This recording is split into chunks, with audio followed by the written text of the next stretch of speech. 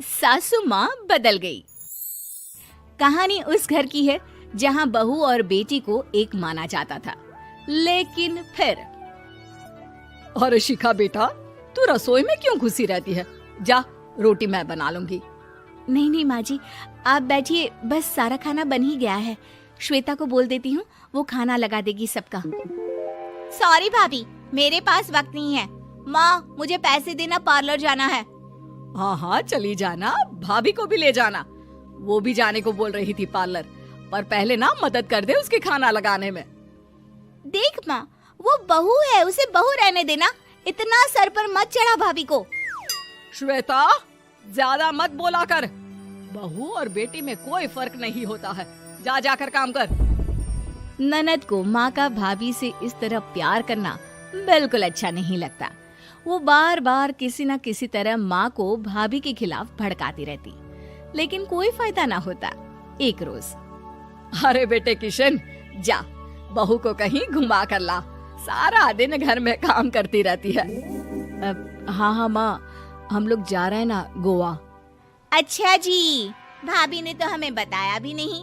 वैसे तो सारी पंचायत करती है, ये गोवा वाली बात क्यों छुपा गई हमसे? अरे क्योंकि उसे खुद नहीं पता था बहन। मुझे टिकट सस्ती मिल रही थी तो मैंने बुक कर दिया। हाँ शिखा, पैकिंग कर ले, संडे हम जा रहे हैं गोवा। दोपहर में शिखा पैकिंग कर रही थी कि सास आ जाती है। ये क्या बहू, साड़ियाँ? अरे गोवा जा रही है घूमने या फिर शादी में मायके हैं? माँ जी, ऐसा कुछ है ही नहीं, समझ में नहीं आ रहा क्या रखूं कपड़े में। अरे तेरी और श्वेता की साइज तो एक ही है, उसके कुछ मॉडर्न कपड़े ले ले, आकर लौटा देना। हाँ माँ जी, ये ठीक रहेगा। शिखा श्वेता के पास जाती है और उससे कपड़े मांगती है।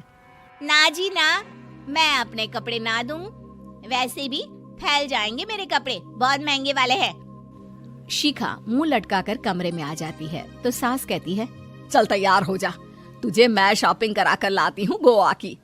बस फिर क्या था, सास बहू निकल जाते हैं मार्केट और एक से बढ़कर एक ड्रेस खरीद कर घर आते हैं। पहले बता देती कि नए कपड़े दिलाने वाली है भाभी को, तो मैं अपने ही दे देती ना भाभी को, मुझे दिला देती नए कपड़े। देख श्वेता, परिवार का मतलब सबके साथ रहना होता है, ना कि सिर्फ अपना सोचना। वैसे भी तुझे अच्छे संस्कार सीखने चाहिए। और रही बात कपड़ों की, तो शिखा, आज से घर पर भी तू मॉडर्न कपड़े ही पहनेगी। कोई जरूरत नहीं है ये साड़ी वाड़ी लपेटने की। अब क्या था, घर पर श्वेता और शिखा एक जैसे रहते। एक बार पड़ोसन आती है। अरे बेटा, अपनी माँ को तो बुलाना, जरा बात करनी है। शिखा सास को बताती है और रसोई में चली जाती है।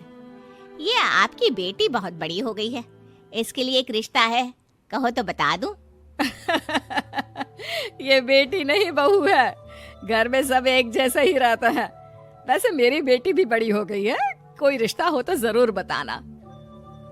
पड़ोसन रिश्ता लेकर उन लोगों के घर आती है।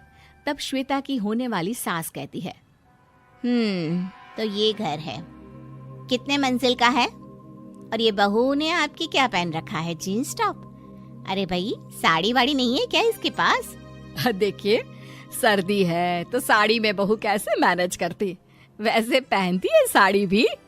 देखिए, हम लोग ठहरे पैसे वाले लोग, कोई कमी नहीं है हम लोगों के पास पैसों की, बहुत पैसे हैं, जमीन, नौकर चाकर, कार, सब कुछ है, लेकिन घर में संस्कारी बहू चाहिए। समझ रही हैं ना आप? सास कुछ कहती कि श्वेता बोल पड़ती है, हाय रे, नौकर चाकर से लेकर जमीन, कार, पैसा, हाँ, मुझे रिश्ता मंजूर है मुझे। अरे रुक जा श्वेता, मैं बात कर रही हूँ ना। देखिए, हम लोगों के घर इतनी आजादी नहीं मिलेगी। अरे हाँ कर देना माँ, हाँ कर दे जल्दी से। सास क्या करती, बेटी की शादी ऐसे घर में कर देती है जहाँ ना उनके विचार मिलते हैं और ना ही आचार। शादी के बाद एक रोज फोन पर, श्वेता बेटा, एक बार घर आ जा, बहुत दिल करता है तुझे देखने का। माँ, वो घर पर बहुत काम होता है, कैसे आऊँ? बड़ा घर है, लेकिन आने जाने वालों की लाइन ही लगी रहती है। बेटा मैं तो जानती थी उस घर का हाल, लेकिन तू ही नहीं मान रही थी। माँ देख, हर घर का यही हाल है। तेरी बेटी को यहाँ घूंघट हटाने की परमिशन नहीं है और एक तरफ भाभी स्कर्ट पहनकर घूम रही है। बेटा मुझे क्या पता था कि मेरी बेटी को ससुराल के नाम पर पिंजरा मिल जाएगा। अच्छा माँ, फोन रखती हूँ, सास को गर्मा गर्म रोटी खिलानी है। तुम लोगों की तरह नहीं कि एक रोटी बनाओ, एक सब्जी बनाओ, फिर सारा दिन फ्री होकर घूमो। सास फोन तो रख देती है, लेकिन सोच में पड़ जाती है कि एक तरफ बेटी जिसे कोई आजादी नहीं, वहीं दूसरी तरफ बहू जिसे देखकर लगता ही नहीं कि उसकी शादी भी हुई है। अगले रोज। शिखा, अरे ओ शिखा। हाँ माँ, क्या हुआ? कुछ चाहिए आपको? मैं जिम जा रही थी। जिम के कपड़ों में बहू को देखकर सास को घूंघट में अपनी बेटी का ख्याल आता है। देख बहू, घर में बहू की तरह रहा कर। इतने टाइट कपड़े पहनकर जिम जाना पसंद नहीं मुझे। जा जाकर रोटी बना। रोटी? माँ अभी तो शाम की 6 बजे हैं, इस वक्त रोटी? अब क्या मेरे खाने पीने पर भी पहरा है? अरे जब मर्जी तब मैं अपने घर में खा भी नहीं सकती क्या? बहू को अजीब लगता है। वो समझ नहीं पाती कि जो सास कल तक इतनी सपोर्टिव थी, उन्हें अचानक से क्या हो गया। वो किचन में जाती है, गरम रोटी के साथ 2 तरह की सब्जी, रायता, सलाद सब लेकर सास के पास आती है। माँ जी, खाना। इतना सारा खाना? राक्षस समझा है क्या मुझे? रोटी मांगी थी मैंने गर्मा गर्म बस। पर माँ जी, रोटी खाती किससे आप? सब्जी तो बनानी थी ना।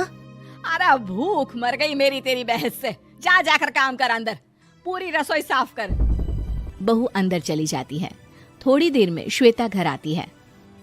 अरे शिखा, जल्दी से चाय ला, पकवान बना, मेरी बेटी आई है। अरे नहीं नहीं माँ, ड्राइवर बाहर खड़ा है। मैं तो घर का कोई सामान खरीदने के बहाने यहाँ आ गई हूँ, मुझे जाना होगा। अरे बेटा, पर कितने दिनों बाद देख रही हूँ तुझे, रहने आ जाना 2-4 दिन के लिए। आ जाऊंगी माँ, जब मेरी सास मरेगी तब। मैं तो रोज मन्नत मानती हूँ कि मेरी सास मर जाए तो अच्छा है। अच्छा चल, जा रही हूँ माँ। हे भगवान, कैसे कैसे दिन देखने पड़ रहे हैं मेरी बेटी को। सास अंदर जाती है, जहाँ श्वेता की जिम वाली सहेली का फोन आया होता है। क्या बात है, आज जिम नहीं आई? अरे पता नहीं यार, आज माँ को क्या हो गया अचानक। पर खैर कोई नहीं, लगता नहीं कि मैं अब जिम आ पाऊंगी। शिखा स्पीकर पर बात कर रही थी, जिसे सास सुन रही थी। यार ये सास ना होती ही ऐसी है। मैं तो कहती हूँ बुढ़िया जल्दी मरे और तू आराम से जिए। शिखा को सहेली की बात पर गुस्सा आ जाता है। माँ के मरने की कौन सा बच्चा दुआ मांगता है मोहिनी? आगे से ऐसी बात मेरे सामने मत करना। हमारे घर की शोभा ही माँ है। क्या हुआ जो थोड़ी सख्ती दिखा रही है? उसमें भी कोई ना कोई उनकी भलाई ही होगी। मैं तो कहती हूँ भगवान मेरे जैसी सास सबको दे, जो सिर्फ माँ की तरह है। सास वाली तो कोई बात ही नहीं है उनमें। सास ये बात सुन रही थी। उनकी आंख में आंसू आ जाते हैं कि क्यों वो बेटी की किस्मत में बहू को भी भागीदार बना रही थी। शिखा, अरे ओ शिखा, क्या हो गया? जिम नहीं जाना क्या?